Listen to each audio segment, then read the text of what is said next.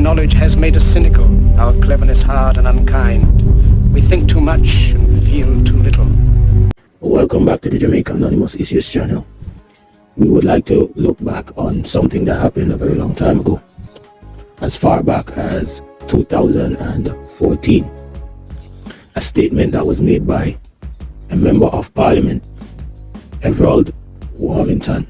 Yes, he made a statement and later on he was asked to apologize for it.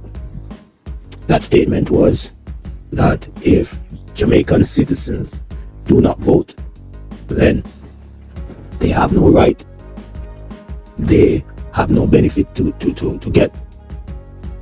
They cannot come to him for help. Before I elaborate, let us listen to a very short clip of him on Radio Jamaica News when he was asked to apologize. The statement which he followed with. Let's go. Apologize for what? Let me say firstly, you shouldn't even think of it much more to bring that to me for the apology. It shouldn't even cross the mind. You think how much you ask me that. I don't know who's saying that, because the people of Southwest and Captain haven't brought that to my attention yet. And the only person important to me are the people of Southwest and Captain that elected me. And it's a position I've taken all my life. You can't have a country. You have a general election, and 52% of the voting population turn out to vote, while 48% sat home and didn't do it. And you expect the 52% to carry the 48% that deadlock in this country, and people ask them to apologize for that? 48% sat home and didn't vote. And they have the loudest squeal, the loudest talk, and everything is bad for them in the government, and they don't participate in the government of the country. And those people that say, I must apologize, they must exercise the franchise that people over the world today, giving their lives all in the Middle East and all in places in Russia, just for the right to vote. And our forefathers went out and sacrificed themselves for us. And these deadlocked sat home, didn't vote. And one could tell me to apologize. Apologize to what? To who? So essentially you're saying the 48% that you speak of, they really don't have the right of an opinion? I don't care about opinion. They have a right to call on government to do this and do that and complain about government when they didn't participate. Go out and participate in government of your country. And then you have a right to speak. But they speak the loudest, they complain the loudest, and everything is wrong for them within the government. They ought to go out and participate in the government of the country. I don't care what party they support. I'm talking about party now. But go out and elect somebody, you must can find someone who you can support. But they sit home, don't, and every time you roadblock, they block road, this taxes, this, that is that. Go out and exercise the right, and you have a right to talk at that stage.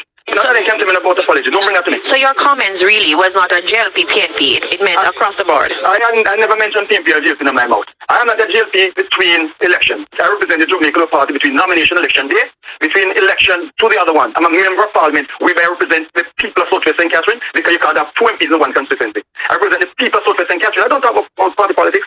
Nobody hear me talk about party politics. I never do that. I don't do that. I talk about the people of Southwest and Catherine. Based on what you're saying, you're kind of suggesting in some sort of ways that there should be compulsory voting. If it was left to me, you would have that. Trust me, if it was left to me. Someone mentioned about people pay tax for them passing. They're obligated to do it. And just how you lock them up if they don't pay the tax, they should be doing when they don't vote. Well, they exercise the right, and they have a right to talk about that. You don't do that, nobody bring rubbish to me and nonsense about politics. Apologize to who? For what? That's crazy. Okay, so the Jamaican people, we allowed this to happen. Here we are with a member of parliament making a bold statement, a statement which every single citizen within a democratic country or society or community should take as an offense. This, I believe, is an offense that should warrant resignation. However, the consequences were not so. In fact, there were no consequence. No consequence to the point that he could strengthen his argument in a very unapologetic way. Now, this is something that I recognize, that the Jamaican people do not know their rights. This is very dangerous. So let us pick this apart. Let us look at what constitutes a democratic society. A democratic society is one which the people, just in a nutshell, the people are free in the sense that they have freedom of speech, freedom to healthcare, but one particular thing, without stretching this out, a freedom to vote who they want to actually run their country. This is what makes the big difference between being in a democratic society versus a society that is ruled by dictatorship. Now, in Mr. Warmington's statement, he said that he would mandate voting, basically ensure that everyone has to vote or else. The Jamaican people really do not know their rights. So we've looked at democracy. Let us look at what is a right. What is a right? When you say someone has the right to do something, what is a right? A right is simply an opportunity to do or not to do. In a nutshell, I don't want to make things too complicated. I want persons who listen this to actually understand what I'm saying without the jargons. Right? So when someone say you have the right to do something, it is a choice. You have a choice to do something. Having a choice simply means you can do if you want to, or you can choose not to do if you want to as well. As in, it is totally up to you. Now, having the right to vote is one of the benefits that comes with a democratic society. And here we have a member of parliament telling you that you have no benefits to get if you do not exercise your right. Recognize that if you are forced to make such choice, then that, my friend, is dictatorship. Because there are many reasons why persons may choose not to vote. Maybe the parties in power or the persons being elected are not deemed suitable in the individual's eyes, right? Maybe persons have observed the behavior of the elected individuals and decide that this behavior does not coincide with my ideology. And so I will either reserve my vote until I see someone suitable to vote for, or I will decide not to vote at all. There are many other reasons, but going into that may make this a little bit winded. So let's stick to the point. Now, basically, Everald Warmington is simply saying that you are obligated to vote. That is dictatorship, because a right is not an obligation. You having the right to do something does not compel you to do it. Now let's speak about the no benefits aspect. Yes, we are obligated to pay taxes. The same taxes that are being paid by the people is paying MP Everald Warmington for his service to the people. And the people sat there and allowed this man to make such statement and did not call for his immediate resignation. Don't get me wrong, I'm sure that he helped a lot of people. I'm sure that he helped a lot of people in his capacity, people who voted.